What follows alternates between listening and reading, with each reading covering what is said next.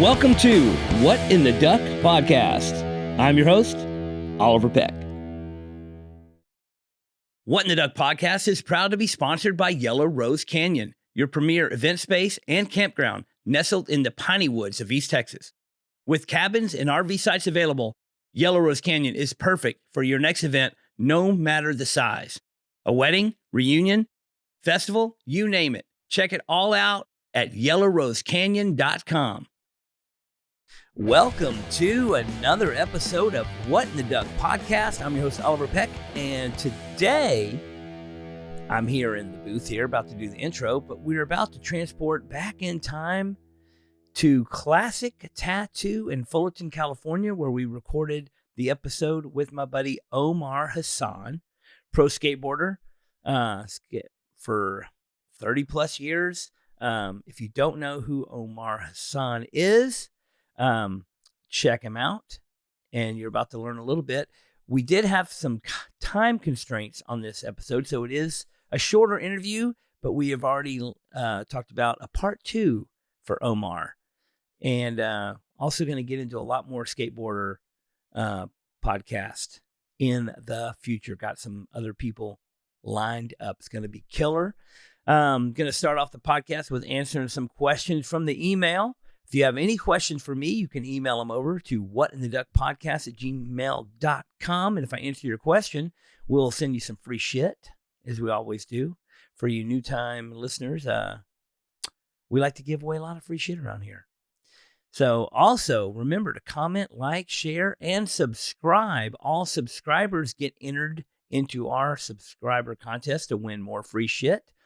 And you can also become a member of the podcast, which comes with a lot of perks, and of course, free shit. First question of the day from Rory Jarve. I don't know if that's how you say the last name. It's Jarve, so it could be Harvey. All right, Rory. He says, "Hey, Oliver, long-time listener, first-time caller. What's the deal with Flash?" As in pictures of tattoos on the wall at the tattoo shop. What's the deal with Flash? ? He says, "I would assume if you see some Flash on a wall, you would have the artist that drew it tattoo it on you.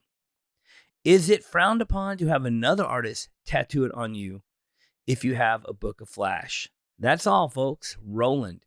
So his name's Rory, but he goes by Roland. No. Flash is there for that specific purpose, to get tattooed by whoever.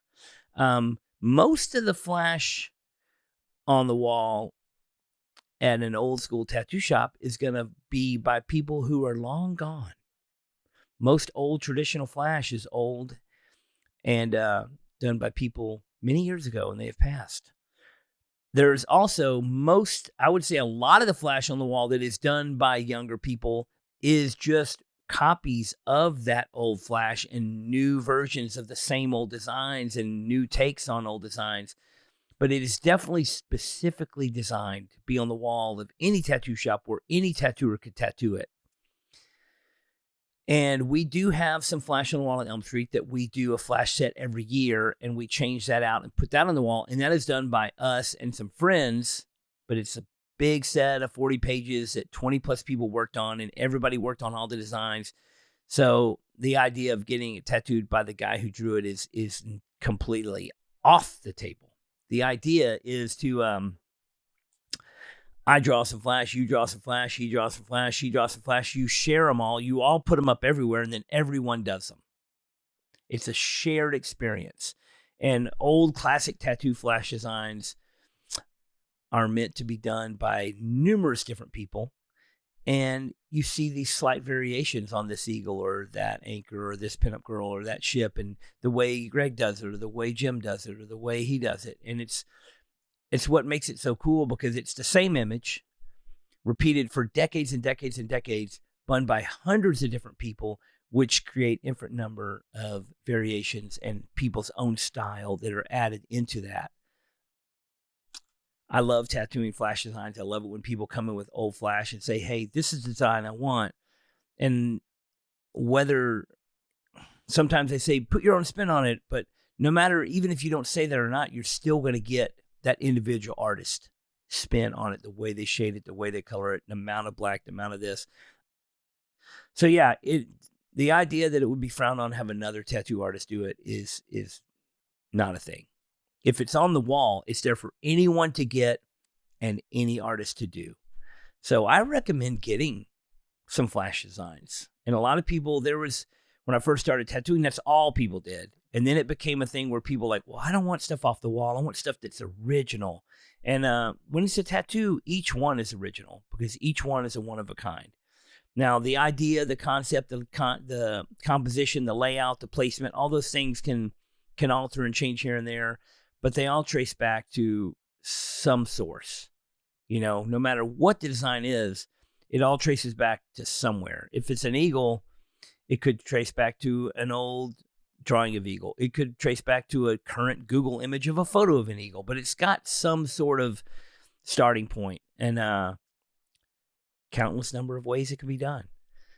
And, when in traditional tattooing, when people get a lot of tattoos, you're going to get some ideas that you have. I want this specific tattoo. I want a design that represents this. But at some point, you're just going to get tattooed. And so I call it taking inventory of what people already got, and I look at what they have, and well, do you have an anchor yet? Do you have a ship yet? Do you have a panther yet? Do you have a pinup girl yet? Do you have a shield yet? Do you have this? Do you have that? Because there's all these standards. Like if you don't have them, they fit good and they look good and they go together. And just get tattooed. That's pretty much it. Thanks, Roland, and wish you luck on going and getting some cool flash tats. Next question from Ben Ringzon. I'm really good at getting all these names exactly pronounced right, just so you know. It says, hello, Oliver. You have so many great guests on the podcast. Well, thanks. And thank you to all my great guests that come on here. It says, it amazes me how many connections you have with people from many walks of life. My question is, if you could have anyone as a guest on the podcast, who would it be? Is there anything specific you would want to talk about or ask them? Well, first of all, I'm going to say my walk of life has taken me down a very long journey and path to meet all these people from different walks of life. But they all have a similar connection. I met people from punk rock shows. I met people from skateboarding. I met people from tattooing. I met people from touring on the road that were playing with other bands that I knew. And then from there, it spiderwebs off in pretty much every direction because every band has managers and every band has bus drivers and every band has merch people and every band has tech people and managers and lawyers. And when you hang around a band long enough, you end up meeting this whole team, and you meet the management, and then you meet the social media manager, and then you meet the merch guy, and then you meet the printer that prints the merch, and then you meet you meet the people at the recording studio that record, and then you meet the guy that fixed their van, and you just meet all these people, and it just keeps, because you can start off with a very limited range, but you spend 20 years doing the same thing and traveling around and doing it a lot. You're going to meet at every tattoo shop. You're going to meet the guy that paint the signs on the wall. You're going to meet the guy, you're going to meet, you're going to meet so many people. And I, one of my favorite things to do is just get out in the world and meet people and fraternize and talk and joke and have a good time and learn and experience. And, I guess that's the benefit of, all that stuff I've done in the past. I can bring it all here and share these experiences and bring these people on and showcase what all these different people do. And I just love to talk to people in general. So if I could have anybody on the podcast, oh man, I would love to have, anybody. I would love anybody. I'll bring anybody I can convince to come here and talk to me about something interesting. But I would love to have Steve Buscemi, throwing that out there. Steve Buscemi, he is one of my favorite characters. He is one of my favorite actors. He is one of my favorite people that I don't know. There's people that I do know. I have a lot of good people I do know, but I do not know Steve Buscemi. But I do, of all the people I don't know, he's probably my favorite. Does that make sense? What would I talk to him about? I mean, I would definitely start out talking about The Big Lebowski, but he also just seems like a very interesting character. Who knows? I would love to know what he does that's not film related. What is he into? He's not one of those celebrities that you see on the cover of the tabloids in the supermarket saying Steve Buscemi did this and Steve Buscemi had a falling out with this person, and you don't ever hear, like, he's not a tabloid type guy. But man, what a wild, interesting character he is, and I would love to just find out what he does. I did meet him. I've told this story before. I did meet him at an event, and I was for lack of a better word, starstruck. They say the same starstruck, and I just my tongue was just tied in knots. I couldn't even say words. I was just like, nice to meet you. And I didn't ask him any questions. I didn't say anything meaningful. I didn't I was, he could, I just took a photo with him, and he was polite. And, I wish I could go back in time and, just have a conversation with him. But at that time, I just lost it. I'm short circuit around certain things. I've met a lot of other people that could be considered famous or well-known or whatever. And we became friends really quick. And we just kind of we had something in common. We had either motorcycles or tattooing or music or something, and we just hit it off and we became friends. We talked, and I got to know them, at least on a small level pretty quick. Unfortunately, when I met Steve Buscemi, I did not have that experience. I just had the fucking, look like an idiot mumbling and stood there with the dumb look on my face for a photo. But yeah, if I could just chat him up, just find out what's going down. What's he into? I would also, I've had a few actors that were in bigger stuff, but that I've talked to and made friends with. But I would want to know from Steve Buscemi, obviously he knows how many people are crazy about The Big Lebowski because it's a cult classic film. Maybe he doesn't even like the movie. Maybe he doesn't even care. Maybe he doesn't even pay attention. Maybe it's not on his radar. Maybe he's like, I did it. It's over. It's done. Because sometimes people ask me about things that they think I did that was whatever. And I was like, oh, that, I don't even think about that thing that much. But be interesting. And the other topic that people brought up recently is because I've been naysaying Pearl Jam a lot. It would be kind of interesting to have Eddie Vedder on here just to see if he, maybe he doesn't like Pearl Jam either. I do know people in bands that don't really like the band they're in. It's just the band they're in. And they have other projects that are the stuff they really like. It's like their day job. I know plenty of artists that have a day job graphic designing and they hate what they do. And then on the side, they do the art they love. Who's to say that's not what Eddie Vedder does? Who's to say? I don't know. Maybe he's just like, hey, I know this fucking band sucks, but we are making millions of dollars, so I'm going to keep doing it. That'd be a good question to ask, right?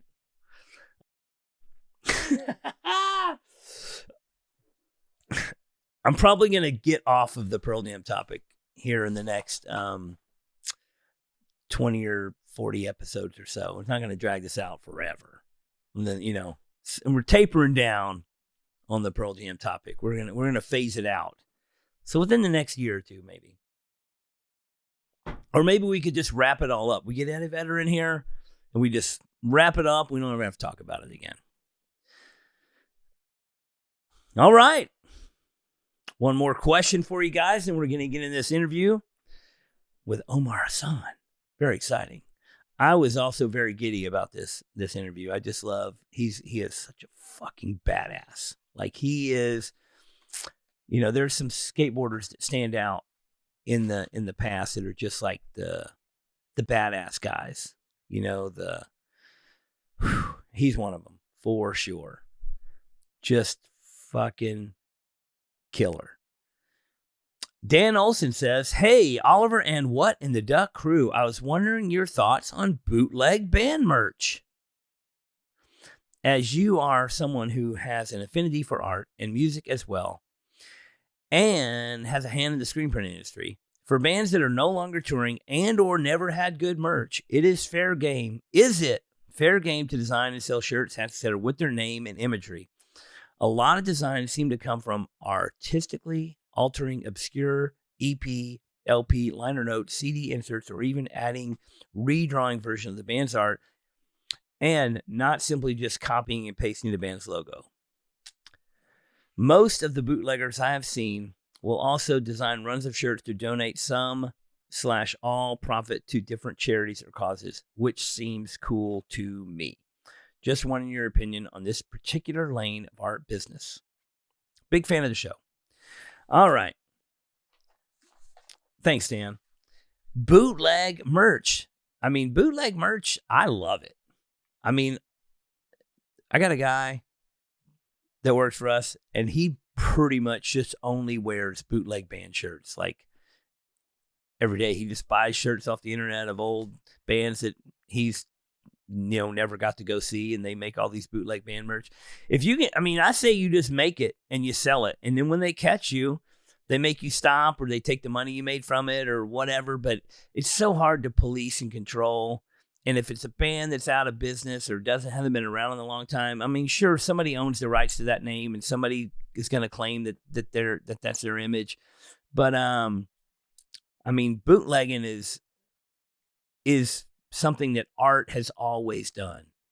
Art has always copied and changed and made fun of. And Andy Warhol did the Campbell soup can, and all these people, that's a version of a bootleg art. It's like, and I think it's funny to me, the bootleggers that that's their only business, because they print these tons of shirts. They stand like 3 blocks away from the arena when somebody plays, and they sell all these really cheap bootleg shirts outside the deal. And every year at the Super Bowl, they're selling bootleg Super Bowl merch, and it's big business. And obviously there's some legality issues, but if you're not taking risk, what are you doing? As a screen printer myself, we have definitely done some copying of some images and some influenced art over the years for different people, but we never got into the straight just bootleg band merch business. I think the most of the people that do that sell their stuff online. They sell it on eBay, they sell it on Etsy, and they just put one shirt up on eBay, and when it sells, they just replace it with another shirt on eBay. It's not so much that you go to a web store and they have a full stock of every band, because obviously that's much easier to track. But I don't know. I think if you like a band or you hate a band and you want to make a t-shirt that either embraces that band and celebrates their legacy or makes fun of a band for whatever, there's a market out there for it. People want it. People like, small runs. I think just the word bootleggers. The word bootleggers is funny.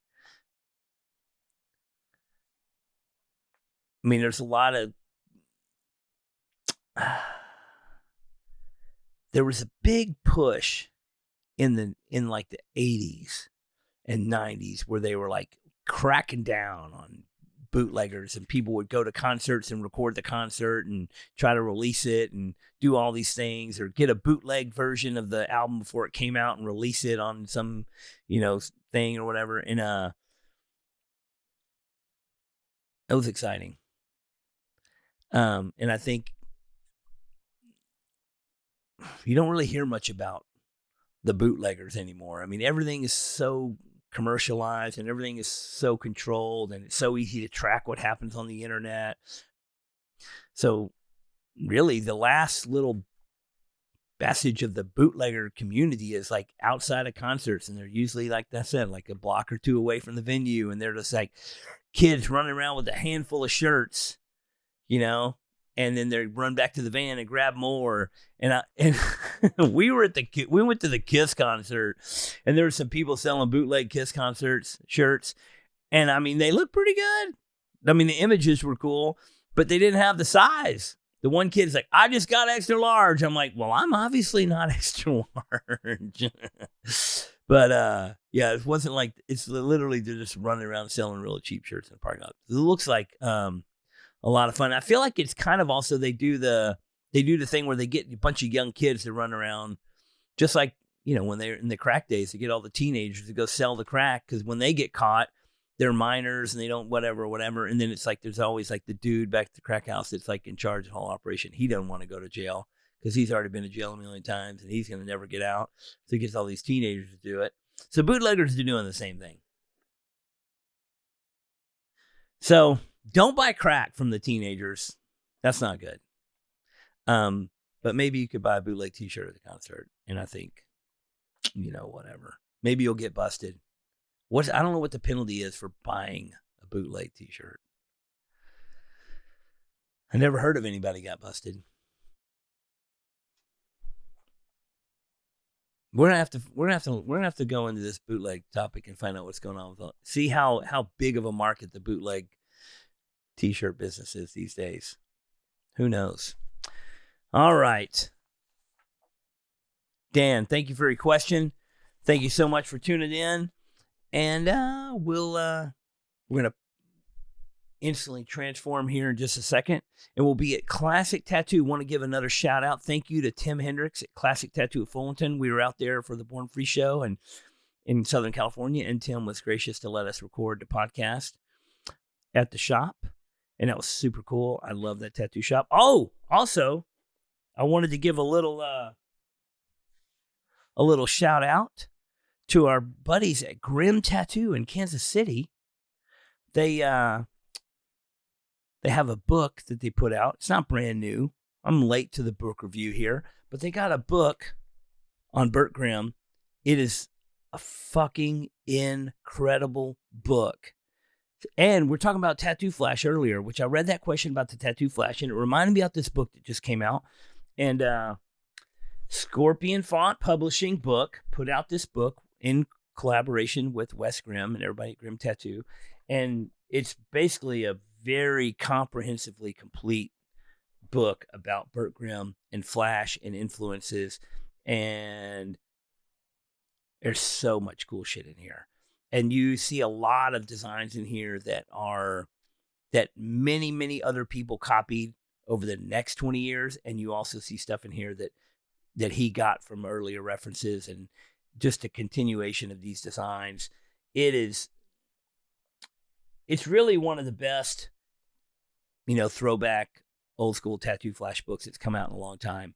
It is a big, heavy book. It's got a lot of shit in here. So check it out. If you're ever passing through Kansas City, pop in Grimm's Tattoo. It's kind of like a little mini museum. They got a bunch of old stuff, the old original Flash from Burt Grimm and the Grimm family in there. So check out the guys at Grimm Tattoo and check out the book. And you can follow that. We'll probably post a link on where to find it. But Scorpion Font Publishing, they make a lot of cool tattoo-related books. Check it out and get ready. Omar Hassan's next. Later, guys. What in the Duck podcast is proud to be sponsored by Dream Machines of Texas. All of your used motorcycle wants and needs all in one place at dreammachinesoftexas.com. They have multiple locations, large inventory, and get new bikes in every week. Knowledgeable staff with great service, financing, and extended warranty options available. They also have a complete service garage, so every bike is gone through and brought up to speed before you hit the road. I've bought more than a few bikes from Dream Machines over the years, and I could not be more satisfied. I have also had friends from all over the country buy bikes because they couldn't find a better deal anywhere. You can buy a bike and have it shipped to you anywhere in the U.S. Why buy a brand new bike with that brand new high price when you can get a like new bike with that dream deal you've been looking for? Go to dreammachinesoftexas.com and get a bike and get your ass on the road. All right, we're rolling. Welcome to another episode of What in the Duck podcast. I'm your host, Audra, Peck, and today I'm here inside beautiful Classic Tattoo in Fullerton, California with my buddy Omar Hassan. Yep. Welcome. What's up, boys, girls, ladies, gentlemen. Omar Hassan, pro skateboarder for decades. Been skating. You've been pro for over 30 years now, huh? Yeah, I turned pro in 1989, so that's like 40 years. Yeah. I mean, now I'm 21 years old, so dang. We just got finished with the Born Free show this weekend. Yep. You were out there doing the vert demo. Yeah. How is it? How do you feel with the vert demos when it's a portable ramp? Are they pretty solid? That ramp pretty good? You know what? That ramp's not bad. We actually did one at the Warp Tour, and it was like really, really good. The new 60-foot wide ramp. Yeah, and it had like the roll in, and those ones are a lot bigger transitions, so they're a little bit more. I don't skate vert as much as I used to because I feel like there's not a lot of vert ramps. Like we have the one in Huntington at the Van Skate Park, but it's really small. So Tony Hawk pretty much has probably the closest one and the best one, but that's still like an hour and a half, 2 hours away from me. But Tony seemed to perfect the portable ramp. Like he figured out the recipe to make them, you can just put them up, put them down, take them down. They're perfectly made. They, you know exactly what you're getting. There's no kinks. It's kind of like a whole new generation of being able to just do shows and demos, So most of those guys that do that, a lot of the guys that strictly skate vert are like so polished, So when you jump on the ramp with those dudes, sometimes, I've always kind of been a jack of all trades, where if I skate vert enough, I'll start getting on a level where I'm comfortable. But at this point in my life, I'm just trying to have fun and skate. I like this, with all the new skate parks and going on trips where you're finding just like natural street spots, and like I still really enjoy like touring and stuff. But those demos are fun to do, because nowadays, like that Warped Tour was crazy. There was like 40,000 people in the crowd. So. Crazy. Yeah, big ramp. It's the biggest ramp that Warped Tour's ever had.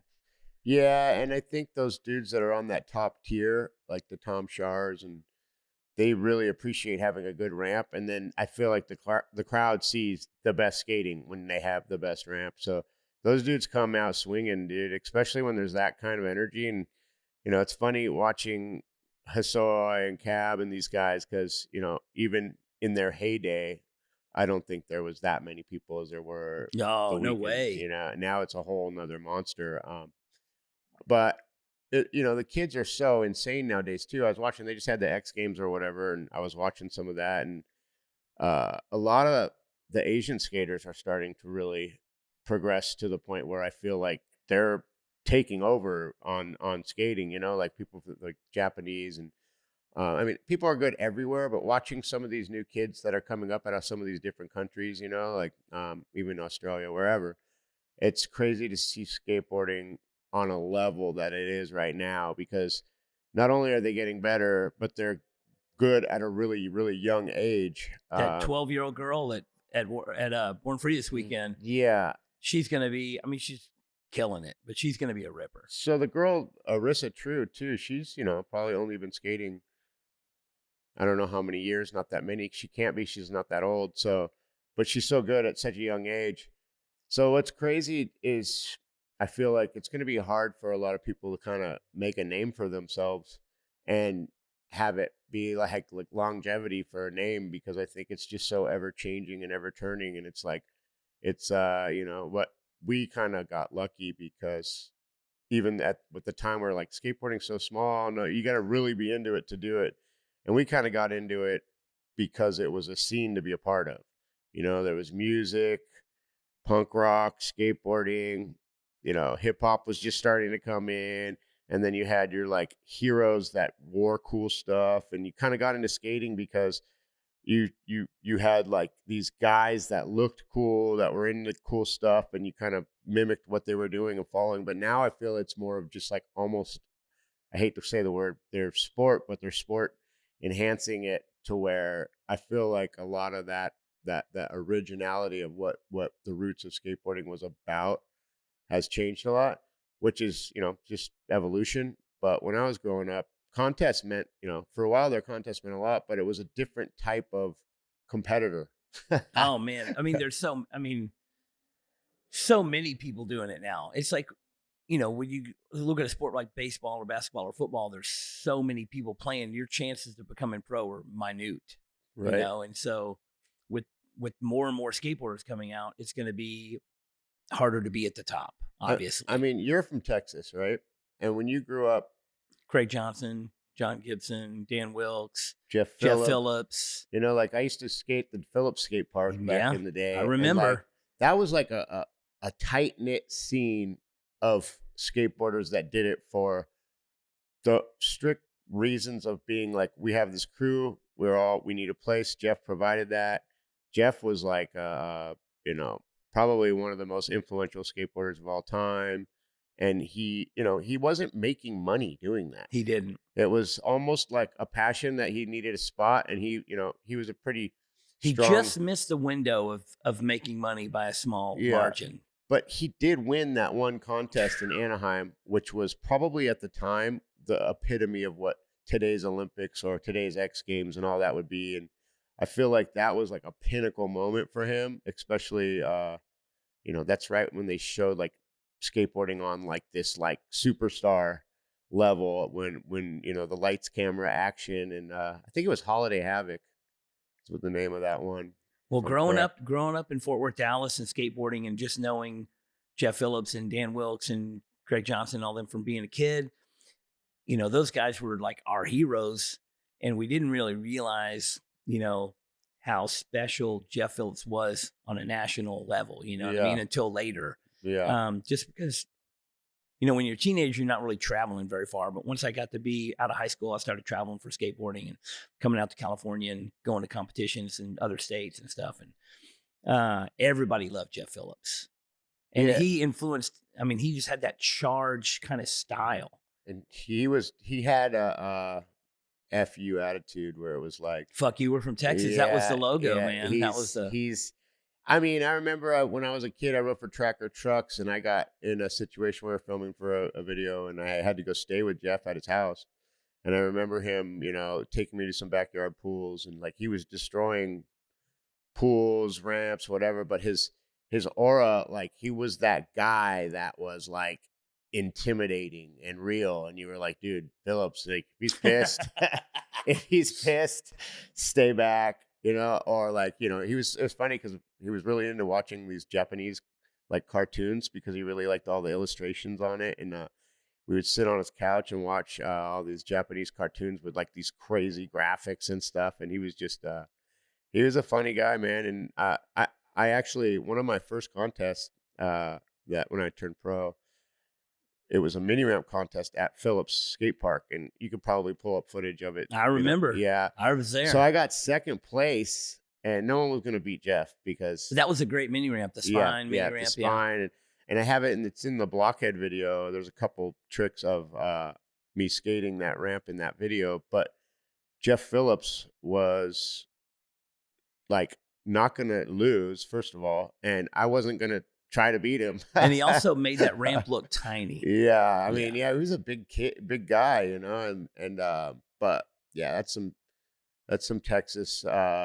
He's like pretty much the key holder at that point for sure. I still see Craig Johnson frequently, and he's still skateboarding. Yeah. It's cool.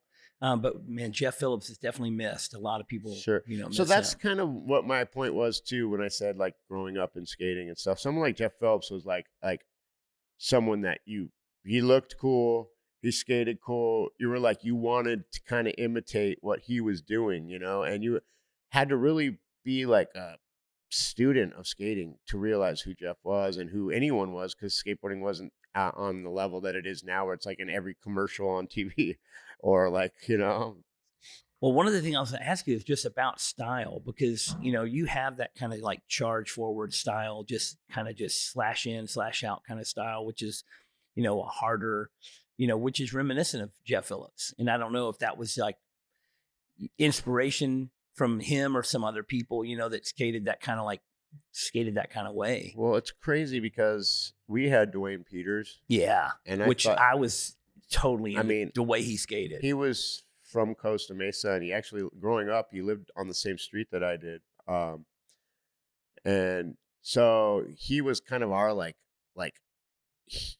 punk rock hero that was just bigger than life, at that time. And then we had Mark Gonzalez who came into play, and then that really changed everything, because it was like Mark Gonzalez became this, like, he's even doing stuff in the streets that was never seen before. He was a really good vert skater, but I feel like in Mark's situation, he knew he wasn't going to be like this competitive Tony Hawk type of skateboarder. So he started doing like vert tricks. He was the innovator. So he started innovating the vert tricks he's the first person I've ever seen like board slide on a bench or do bonelesses off curb cuts. He took that style of vert skating to the streets, and I feel like it opened up doors, because it made every kid in America in the world that was like, saw that, like, dude, I could just skate right outside my street, Yeah. And so I feel like he opened up the doors to like street skating. He made street skating really cool. And there's certain skateboarders that if you ever saw them skate in person, that it was just something special. If you ever saw Mark Gonzalez skate in person, it was like there was a style to everything, Yeah. And just when I was a kid, I didn't want to just learn a trick. I didn't want to do a frontside rock and roll. I wanted to do a frontside rock and roll like Lucero does a frontside rock and roll. Yeah. I didn't want to just do a Smith grind. I want to do a Smith grind like Chris Miller does a Chris Smith grind. You know what I mean? Because when you see a demo and you got a bunch of skaters, nowadays pretty much everybody's doing similar tricks, but one guy does it just right. Right. And one guy's got a little more style to it. And I don't know if that's still prevalent today's skateboarding. It's more technical. You want to do the trick, or you want to put some style into the trick. So you just brought up a whole nother point that I think that we should definitely talk about, which is skateboarding graphics. Okay. So the graphic went behind the personality and the person. So like John Lucero, for example, is a perfect, because I still ride for Black Label skateboards. And one of the reasons I've always wanted to ride for Black Label is because of all his classic art.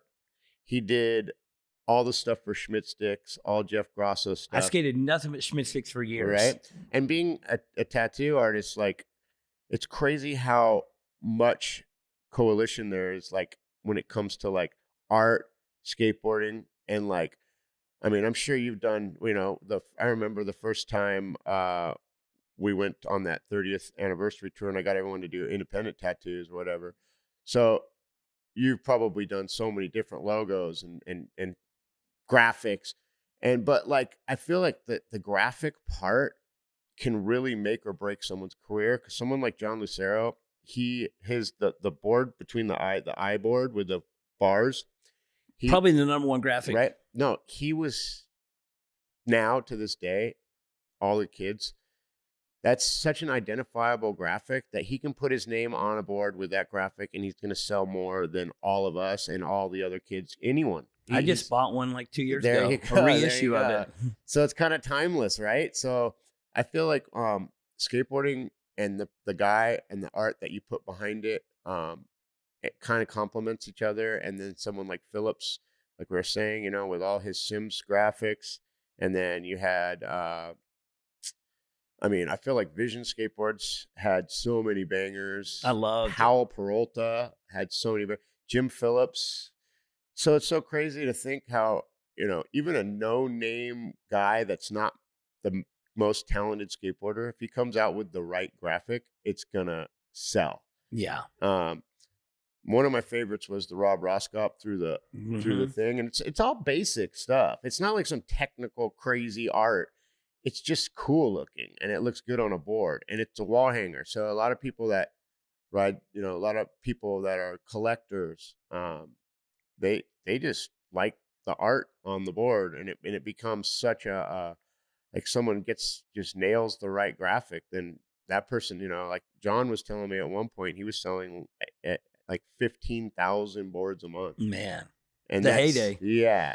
Well, I remember when like, Gonzalez came out and was doing his own art, which was Yeah. super cool. And Yeah. then Neil Blender was doing the same thing. And For sure. I got that Neil Blender coffee cup board, and that was such a cool thing. And it was a great shape for the time and of skateboarding. And I skated probably 15 of those boards in a row. I had that board too. I had the mini one because I was a little kid. They had the mini models. Oh yeah. But you find a board and a graphic you like, and you kind of become like attached to it in a way, and you're like, I would buy them 5 at a time. Yeah. And you'd burn through them depending on what you're doing. If you're street skating, you're burning through a board pretty quick, but just have the same board over and over. So I think the art side of skateboarding was huge in pushing it to what people are going to gravitate to buy. For sure. I mean, it's so crazy to think how much, even to this day, a graphic means. And I feel like it's a lot of companies aren't based. I mean, Black Label, with John being an artist, that he gets like, it's like someone that has reader's block. Yeah. He'll like come out with some really cool stuff, and then he gets super frustrated because he can't, the concept doesn't come out the way that he wants it to come out when he starts drawing something. And then it'll take months before a board will come out that he really wants, because he takes so much pride and passion in like, this has to look right. But I feel like that has been a little bit lost with a lot of skateboard companies, because they just come out with the logo of the board or whatever. And I feel like, there's a few companies that really take pride in their art. But growing up in the 80s and early 90s, the art was everything on the board. Like, What in the Duck podcast is proud to be sponsored by Legacy Ink, the finest in tattoo pigments. I've been using this ink exclusively for over 20 years myself. It has been recently rebranded and marketed, but it has been the same recipe for decades. Real, hand-mixed tattoo pigments that heal great and last. People always comment on the yellow that I use and the yellow tattooed on me, my favorite, the Mayan yellow. I have seen countless 20-plus-year-old tattoos with the colors still vivid. Don't duck around with all these newfangled companies with their watered-down baloney. Get the tried, true, and tested good shit. You can find them on Instagram at Legacy Pigments, or email Ashley today to place an order at legacyartsupplies@gmail.com. Tell them Oliver sent you and receive a special discount. Don't just do tattoos. Be part of a legacy. And if you saw a skater in person and you go to a demo and that guy comes to your town, you're like, like I saw Lucero skate and I was like, something about, there's certain people that in my mind just stood out with the way they did things, not just the tricks they did, but how they did the tricks. And like saying like, you want to do a trick like he does it.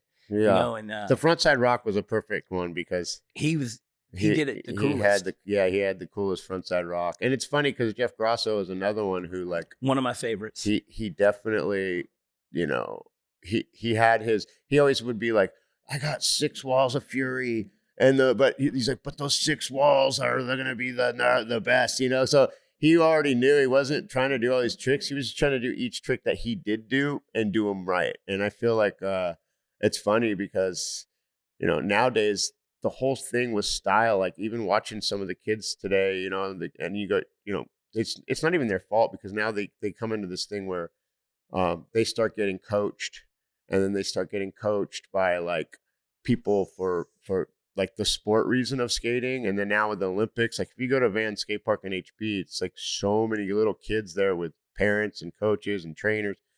And, when I grew up, it was like, you have to knock on someone's door. Yeah. And half the time they're going to tell you to beat it. And then I had all the pecking order of like the older dudes, like telling me like, dude, like my buddy, Mike Lorman, he used to always scream at me like, get out of the bowl, boy. Like he would just like, even before I was like done with my run, you know what I mean? Like it's just like that kind of getting hazed a little bit by older guys. I feel like it's a little bit of that's gone because of, the parents are always there watching, like my parents told me to pretty much get a job, dude. Yeah. Like, well, I feel bad because I don't remember this kid's name, but he was at Born Free this weekend and he's a skinnier guy. and he's just real smooth and floaty and lofty. Yeah. And kind of got a short curly head, but he just floats in and out of grinds and slip tricks, and it's like real slick. And he's putting a little, when you do this board slide, he kind of like tweaks it and pops it in instead of just doing it. You know what I mean? You know who I'm talking about? I'm not sure, but you know who reminds me of doing the best at that is that guy Jimmy Wilkins. He's got a very studied technique where he studied skating and he studied the right people, and the way that he does his tricks are just insane. And it's like Chris Miller was one of my best. Like when it comes to style. So if I was a coach and I could give those guys, I would give them footage of Chris Miller and be like, study this. This is don't just do the grind. Like do something. Yeah. Just look good. It just looks good when you add that style. And there's certain people that stand out, like Lucero and Grosso and Jeff Phillips, that just did their, put more into the trick than just landing it. So let's talk about Mike Crum. Love him. So my buddy Mike Crum, I was a skateboarder in Dallas Fort Worth skating, and I was competing in amateur contests, and me and my friends were doing whatever, and then this little kid shows up in the scene and learning to drop in, and the next year he is killing it. Oh yeah, he's got a good style too. Mike Crum just, I'm not trying to blow his ego up. No, he just the most natural skateboarder I've ever watched develop from a child up. And I've known him for now. It's been since I guess I met him in the mid '80s, so however long that is. And he's still shredding today. So what's funny is when I first moved out of my parents' house, I had 2 roommates, and it was Chris Gentry. Oh, I know Chris Gentry. And then my friend Pat Tenori, who ended up starting the Ruka brand and all that. So those were my 2 first roommates. So Crum and Gentry were really good friends, and that's when they were doing the Vision New Blood stuff back in the day. So I spent a lot of time with Crum because he would never leave our house. Come uninvited at all times. No, I'm just kidding. No, so we had this little crew, of like, and that's when we had the Vision ramp here in Costa Mesa, and it was like had a hip with corners, and it was a really, really good ramp. And those kids were pretty much like the next generation of leading the next, pack of pros that are like making a dent in skating. But Mike Crum's one of those guys to me that it's funny because his personality, he's always busting my balls and stuff too, which is, we always go banter back and forth. That's how Dallas was. It was a very, very rigorous mental beat down at the ramp every day. That's just how skateboarders were, I feel like, more than now. Now they don't even talk to each other. They just like, they see, it's like a little different of a like social gathering. Like, sometimes we would always say part of skating isn't even skating. It's just being there and being a part of it and heckling each other. And,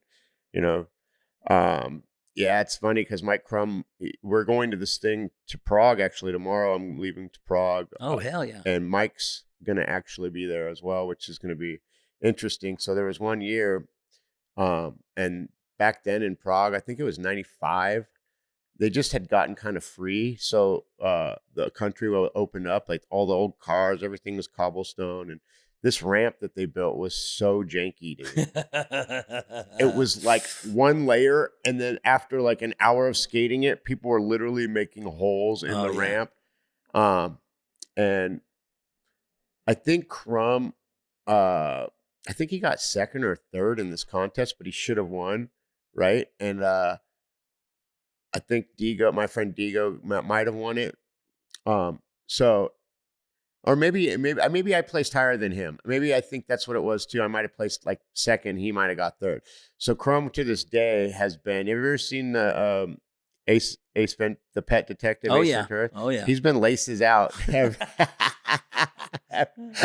since that one. Yeah. So this tomorrow is gonna be his debut back, and he's already messaging me like, dude, I'm taking you out this time. Like he's already messaging me, and I'm just laughing because it's like, dude, that was 1995, dude. How many years? He's like, Never forget. right? He's probably got like a dart board with my people's faces on it in his house right now. Like, but no, Crumb's awesome, and he's actually, since he's built that thing, It's cool, man. you know, I He's feel got like the Four Down Skate Park in Dallas, and it's a great community center. It's more than just skateboarding. It's a community outreach deal. They're doing all kind of great work for the city. It's really cool. Yeah, Ray Finkel. That's what I was thinking.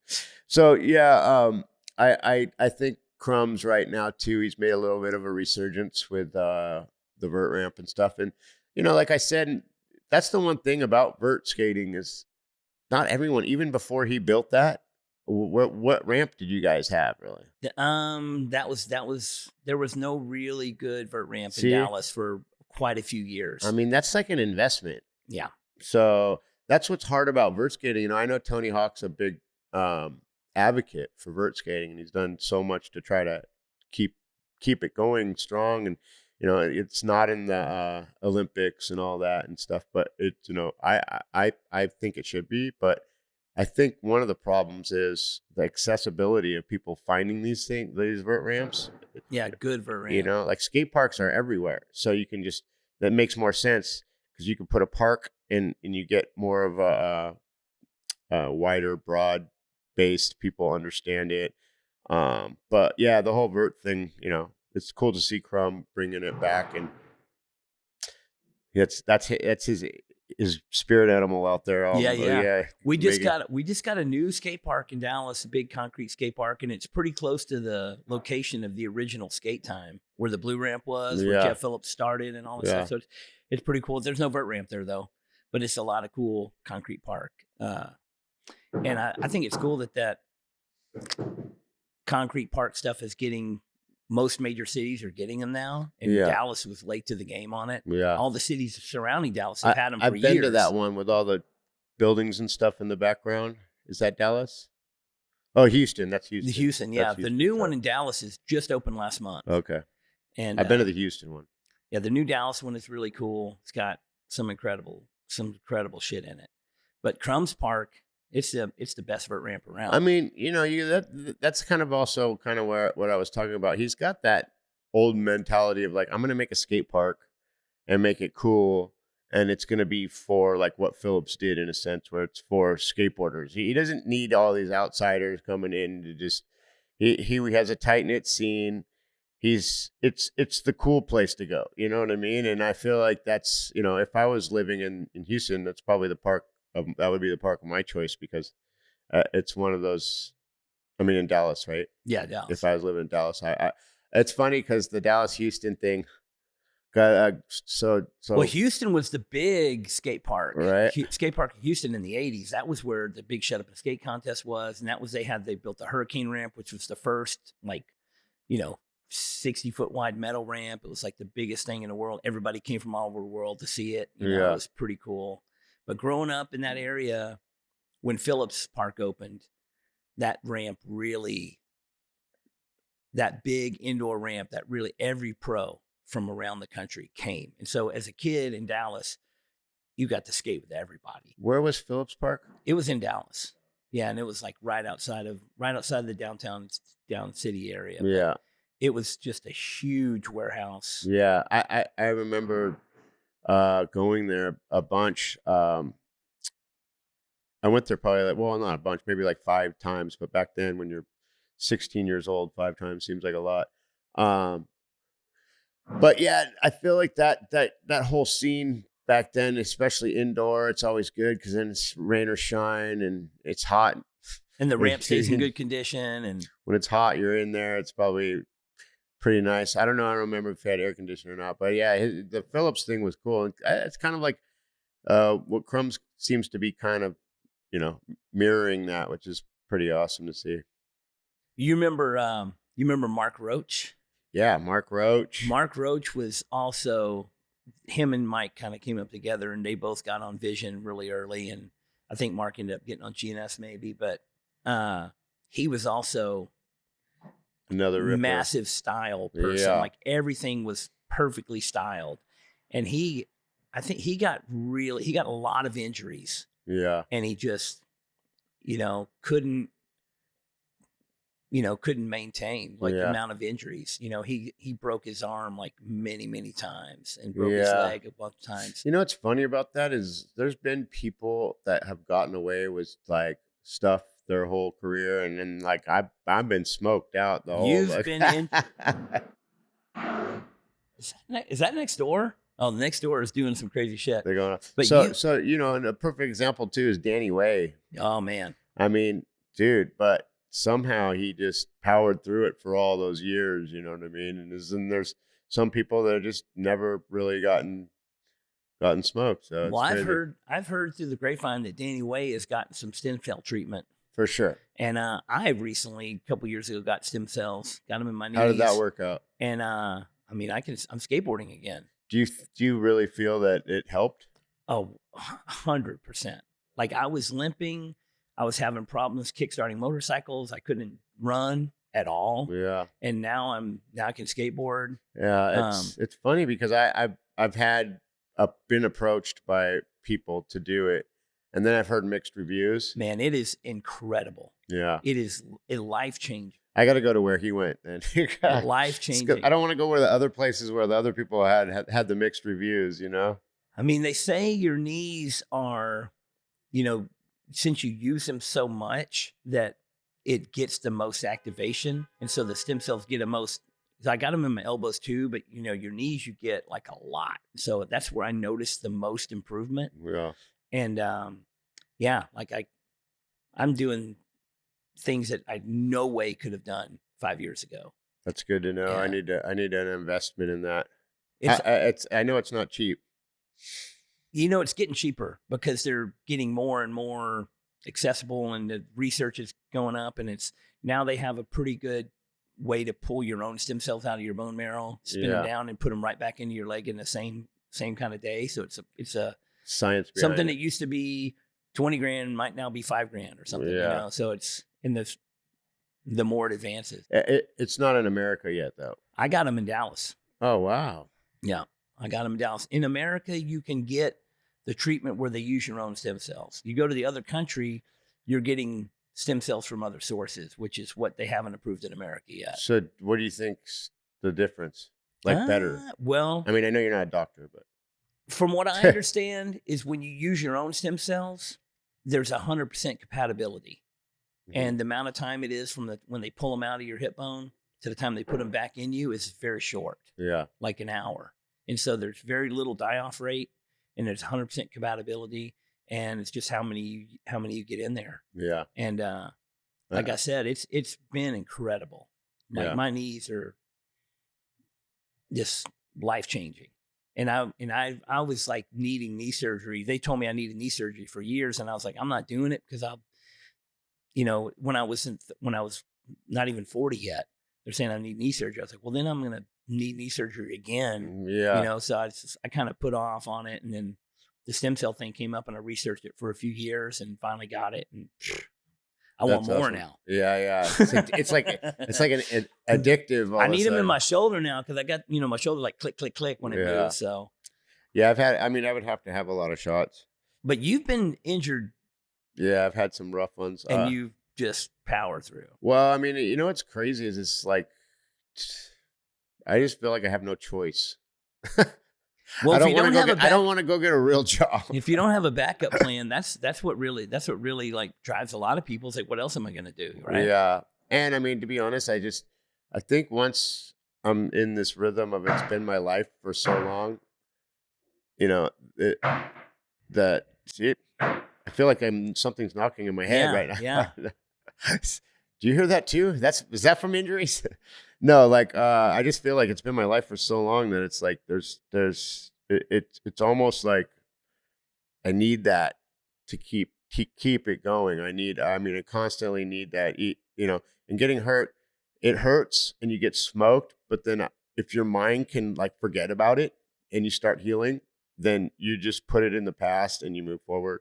And I hate when people, or even myself, I try not to like dwell on it too much or make it like overpower the future of things that I have planned out to do. But I've had a lot of people like, you you still skate? I don't skate anymore because I did this. And I'm just like, dude, come on, man. Like, yeah. I mean, I understand when people have severe back injuries because you just can't chronic back pain. You just can't muscle I'm through. not saying some people are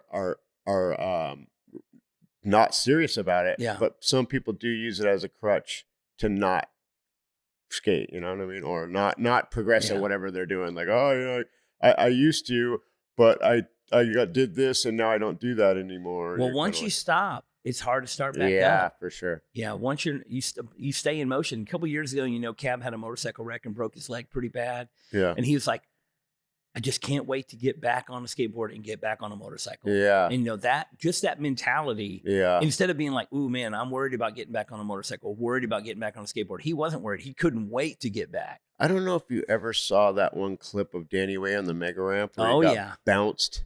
Like the one Jake Brown was really gnarly, but that was even just a little more graphic because he fell out so far. But I feel like Danny Way's the one where he lands on the coping and then, dude, like he went.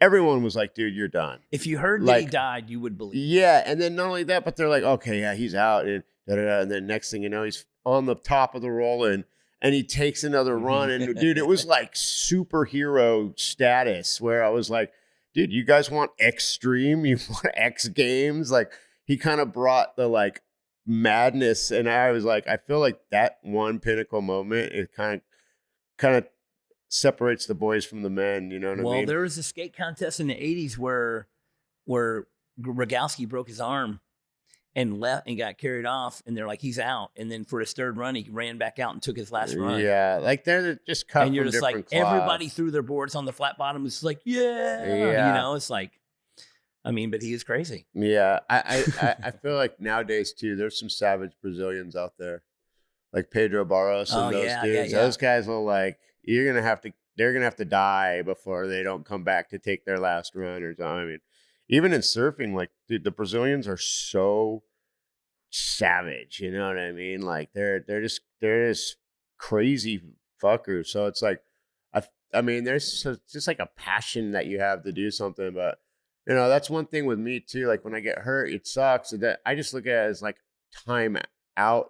And I miss the fact that I don't like missing time. No, man. Because time, you can't get time back. So that's the worst part. The pain and the suffering sucks, but the time is worse. Like when I was, when you're a teenager and all you care about is skateboarding and you break your leg, it's like a lifetime. Right. Like 6 weeks in a cast is literally like your whole life. Right. And you're just like, oh my God. And I didn't care. The pain, who cares? Yeah. Like I want to get this cast off. Yeah.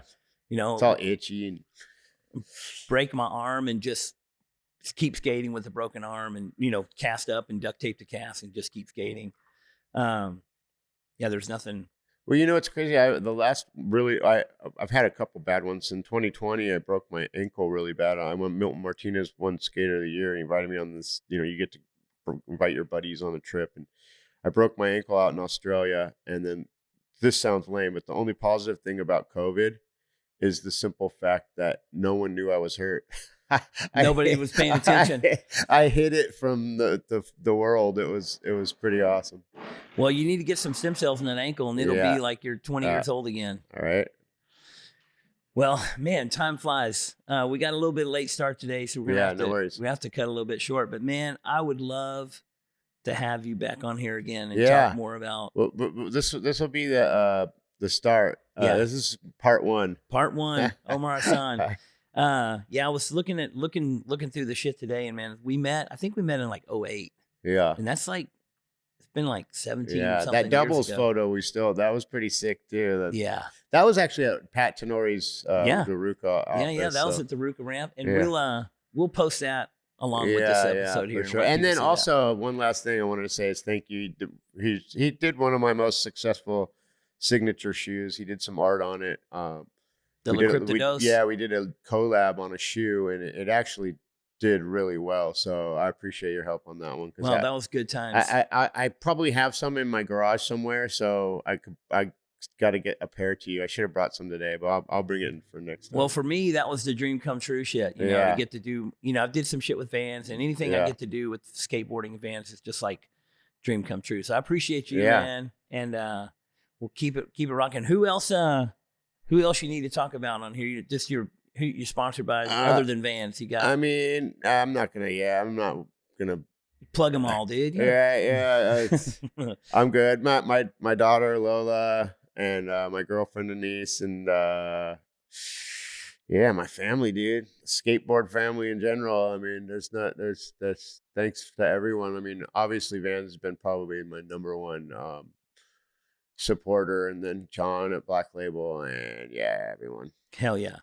Well, thank you so much. Yeah. And we'll see you soon. Cool. Hey, please remember to like, share, and subscribe. Come on, guys. Click all those links. Push all those buttons because it really helps us out and gets us out there to more and more peeps. What in the Duck podcast is produced by Audra Cabral and John.com Niederkorn. Our sound, video engineer, and editor is Courtney, Jr. Larkins. Initial audio-video setup and intro music by Blake Balake Pinchon. And a big thanks to everyone that submitted questions. Y'all keep them coming. Email me any questions you would like me to answer to whatintheduckpodcast@gmail.com. Thanks for listening, and we'll see you next time on What in the Duck. What in the Duck podcast is proud to be sponsored by Anchor Screen Printing. Anchor Screen Printing has been printing t-shirts and merch products since 1999. Anchor is the place for quality, small run items. At Anchor, every print is hand done by people who care about art. You can email anchorcustoms@gmail.com to talk about getting something printed for your company, brand, or shop. Anchor Screen Printing also has its own online merch store that sells Elm Street Tattoo, Cheap Thrills, Heart and Hand, Party First Safety Maybe merch, and much more. So go to anchorscreenprinting.com today and buy some cool shit. Or you can click the link provided in this podcast to shop now.